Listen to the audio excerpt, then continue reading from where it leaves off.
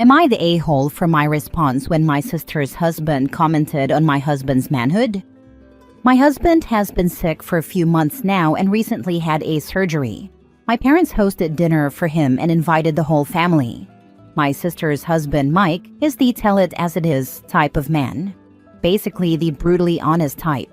My sister says she loves him for his honesty, but because of it, we've had issues in the past. After dinner, we were sitting down while my husband was in another room. He was getting some rest. Mike looked at me and asked if my husband was still good in bed, because he had read that when men get sick, their performance would get lower. I was floored by his question. Everyone was looking at me in silence. It was absolutely awkward. My sister smiled at me as a sign to let it go, but instead I responded, "Well, at least better than men who can't even impregnate their women." Now this is where I might be the a-hole. Mike and my sister have suffered from infertility for 10 years, and it's on Mike's side. This response caused a huge argument, and although Mike stormed off and didn't say anything, my sister went off calling me abhorrent and shaming me for going low and using her husband's infertility against him. I told her he insulted my husband's manhood, but she said I took this whole thing out of context and made it personal, since he was just talking about men in general. After the argument, she and Mike left and my mom demanded I apologize.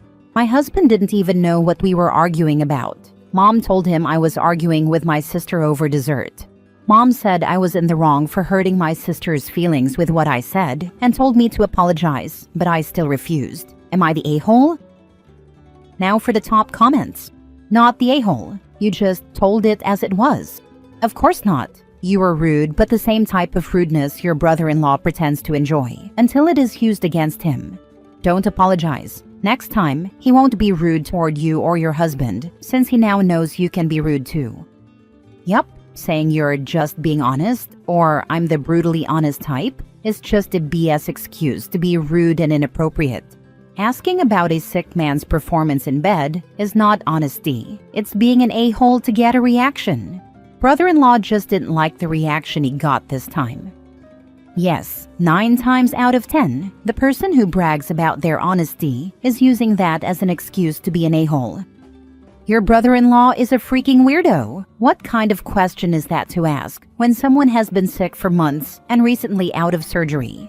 Like, why the heck is the concern your sex life while his brother-in-law is sick? A normal person would not even think of this. Probably brother-in-law projecting.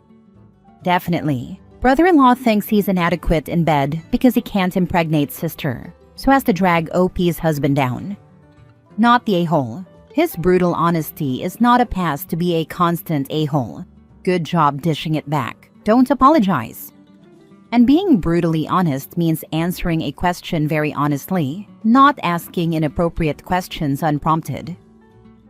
Next story. Am I the a-hole for telling my husband that he created this mess and he needs to fix it? My husband and I always planned on having kids. It ended up happening a couple of years before we planned, due to a condom breaking. I didn't mind though. I was super happy to welcome our daughter, Belinda. A few years later, we started trying again for a second, but it took us a little while to conceive, and we ended up having to use IVF. The doctors never figured out why I couldn't get pregnant the old-fashioned way the second time, but after one round, my husband and I welcomed our son, Philip. Belinda is now 15 and Philip is 9. A close family friend of ours is going through their own infertility journey. My husband and I were discussing it when I mentioned something about IVF, and Philip asked what that was. I explained and then added, "We used that to have you." Belinda asked if we used IVF to have her. I was about to answer no and leave it at that when my husband butted in with, "No, you're here because the condom broke," laughing. Belinda immediately looked hurt. We've had the talk and discussed that sometimes condoms aren't effective, how to use them properly, and other forms of birth control. So she understood exactly what he was saying. I quickly added, "You were a surprise, but a much welcomed surprise. We always planned on having kids. It just happened a few years sooner than expected." Belinda just nodded and quietly said, "Okay," but I could tell she was really upset. I later told my husband to apologize and make sure she understands that she's loved and wanted. He told me I was overreacting. I spoke with Belinda and reassured her that she was loved and wanted. She seemed to feel a little better, but still wasn't completely happy. It's been a few weeks, and Belinda has made little jabs here and there. Not in a playful way, clearly she's still hurt. She'll say things to her dad like, "Well, clearly I was some big mistake," and "Sorry for inconveniencing you." My husband got fed up and told her she was being dramatic and that he didn't mean anything by that comment. He later told me to tell her to cut it out. I said no. He said it made her feel like crap and hasn't spoken to her about it since. He has to deal with the consequences of that. She's a sensitive teenage girl, and that's a scary combination when they feel rejected and unwanted by their fathers. My husband is now saying I'm in the wrong. Am I the a-hole? Edit. I didn't tell him in front of her that he deserved it. He told me privately how he felt. I wouldn't undermine him in that way in front of her. Not the a-hole. He said it made her feel like crap and hasn't spoken to her about it since. He has to deal with the consequences of that. Why is this even a question? Yep, 1,000 moments like this, with no apologies from my parents, plus being told I'm sensitive, are why we are no contact today. Relationships shrink to the size of repair. If OP's husband values having a relationship with his daughter when she's older, he needs to learn how to apologize yesterday. My mom was a whoops baby, and so was I. My son was also. If we were honest, I think a lot of people on this earth are whoops babies. One of the best things I've ever heard to be said to a child that wasn't planned came from my grandma to my mom. Grandma told Mom, "At first I didn't know what I was going to do with you, but after you were here, I had no idea what I'd ever do without you." My mom was number 4. Maybe something along these lines from your husband may make her feel much better. But he will have to suck up his pride and not be the a-hole and have that conversation with her. Good luck. At a guess, probably 50% of babies were not planned at the time they were conceived. Doesn't make them a mistake or unwanted. My 2 sisters and I all have our birthdays in the same week, 9 months after my parents' wedding and anniversary. We do have a sibling that was probably planned, and his birthday is in a different month. I also know they had no intention of having more than 2 kids. I didn't grow up feeling unwanted as baby number 3. I was born 9 months after my mom's birthday. I know my deadbeat dad well enough to know that's probably all she got for her birthday. Not the a-hole. Your daughter is still hurt. Your husband needs to put on his big boy pants and talk to her. It's silly of him to drag it out. You can obviously prove to your daughter she's loved. After all, you liked having a child like her so much, you were willing to pay a small fortune to get one more. So to you, that unplanned pregnancy was like winning the lottery. My youngest brother was a broken condom result.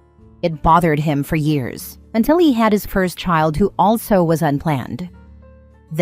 He didn't try to hurt her. He made a stupid joke, but the joke did hurt, and it's on him to act like a grown-up and talk to her. Next story. Am I the a-hole for refusing to give up my honeymoon suite to my sister and her newborn? My wife, 28 female, and I, 29 male, recently got married and booked a dream honeymoon at a beautiful resort. We splurged on the honeymoon suite. It's a once-in-a-lifetime trip. A week before we left, my sister, 31 female, had an emergency C-section. Mom called, asking if we could downgrade our room so my sister, her husband, and their newborn could have our suite. They didn't plan a baby moon and now want a last-minute vacation to recover. I said absolutely not. We paid a fortune for this experience. My mom blew up, calling me selfish.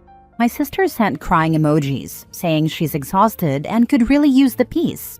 My dad says we should do the right thing and let them have it since we can honeymoon anytime. I feel bad she had a tough birth, but we worked hard for this trip. My wife says standing firm is the right call. But now some in the family isn't speaking to us. Am I the a-hole? Now for the comments. So your sister and brother-in-law didn't plan ahead, and now you're supposed to just gift them your dream honeymoon suite? Because what, she had a baby? That's not how this works. They can book their own vacation like responsible adults. That's what we said too, but now we are getting backlash from my family, shaking my head. It sounds like you're traveling to this honeymoon suite? Because if so, your sister should absolutely not be traveling far from the hospital. her OBGYN, and her baby's pediatrician after birth for something so trivial as a vacation. The pediatrician would not recommend it. Baby is a newborn. Subjecting them to the outside environment with no immune system is so risky. They haven't had all their vaccines. This is irresponsible of your sister, and I would not have a part in it if I were you. And that's all on top of the fact that it's your hard-earned honeymoon, not the a-hole. Newborn babies generally can't fly for minimum a week, but generally it isn't recommended for a few months. Just explain you just want to keep the newborn safe by not traveling. I did. She ended up not going due to the lack of passport for the newborn and her still having pain, but my family still blames me. Not the a-hole, since according to your dad, you can honeymoon anytime. Why can't your sister baby moon anytime? The entitlement is crazy. Tell all of the crybaby relatives that they can pool their money and send your entitled idiot sister on her baby moon. Their idiocy is appalling. Last story. Am I the a-hole for refusing to give a real apology to my sister-in-law after she made my life miserable on a trip? I, 40 male, have a history of health problems. I have to eat before 9 p.m. or I get nauseous, and I also need to avoid certain foods. When I met my sister-in-law, I had a broken leg and was on crutches, so I wasn't in the best condition at all. She's from a big city and repeatedly told me I should see it with her. She invited me to see an exhibition, but instead of booking somewhere close to it, she chose a place far away because it was cheaper. If she had let me know in advance, I could have saved up for a more convenient place, but she knew better because she's a native, and I'm from a small town. I trusted her because she had a car and led me to believe we'd be driving to the exhibit and back. We were supposed to go to the city on Saturday, see the exhibition, get an early night, and head home after lunch on Sunday. I didn't even need to ask for a day off, as I was on probation. No holidays or sick leave allowed, unless there was a good reason, and a trip out of town on a whim wasn't a good reason. The trip was miserable. Instead of driving, we had to use buses and trains, and we walked a lot in the pouring rain. My leg hurt from the cold and wet, and I didn't get a chance to rest. She then decided the exhibition we were supposed to see was too expensive, and we ended up doing something else. In fact, we did a lot of other things that mainly involved being dragged from one rainy street to another. I wanted to get out of the weather, so I paid for an exhibition that was the same price as the one she refused to go to. She still claims that she paid the inflated price at my insistence. There was no seating, and it was a crowded, uncomfortable space. I was upset because we queued for ages just to get out of the rain. She later claimed to everyone that she only went to the exhibit because I insisted and that it was terrible. We didn't get to eat until after 10 p.m. in some fancy restaurant she eventually decided on, but by then, I couldn't manage more than 2 to 3 bites because I needed to eat on time to avoid getting sick. I couldn't even take pain medication because I hadn't eaten, so I'm sure you can imagine how uncomfortable I was that night. I didn't sleep a wink, and we had to check out early the next morning.